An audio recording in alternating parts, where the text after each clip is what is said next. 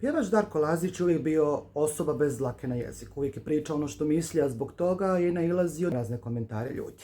Ali ovoga puta veliku pažnju javnosti nakon što je priznao ovo, dobio je.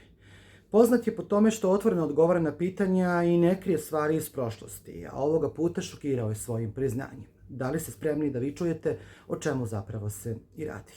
Kako je ispričao za jednu emisiju, odavno je prestao da broji sa koliko je žena bio, ali smatra da je taj broj premašio 350. Kaže da je još tada stigao do 300 i da je izgubio računicu, zbog čega danas ne može sa sigurnošću da kaže sa koliko je tačno žena bio. Međutim, to nije bilo jedino priznanje koje je izazvalo reakcije publike.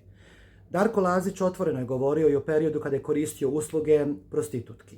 Ispričao da je nakon nastupa često živio veoma burno i da je na takve provode potrošio ogromnu količinu novca. Prema njegovim riječima, danas ni sam ne zna koliko je ukupno dao, ali smatra da su u pitanju bile hiljade i hiljade eura. Pjevač također je priznao da je u to vrijeme vodio potpuno drugačiji način života i da je radio mnoge stvari na koje danas više ne gleda istim očima. Ističe da je taj period ostao iza njega i da se u međuvremenu mnogo toga promijenilo. Darko kaže da danas vodi mirniji i porodični način života, kao da je najvažnije što pored sebe ima suprugu koju voli. Naglašava da više nema želju za načinom života koju je nekada vodio i da su burne avanture za njega završena situacija.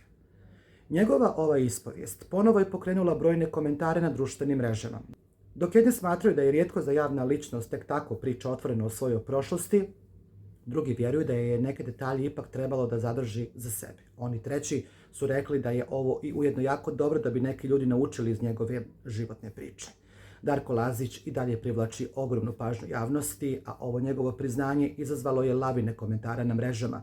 Darko Lazić nedavno je doživio i užasnu porodičnu tragediju kada je njegov brat poginuo u stravičnoj saobraćajnoj nesreći, a nakon toga, kažu neki, život Darka Lazića se potpuno promijenio.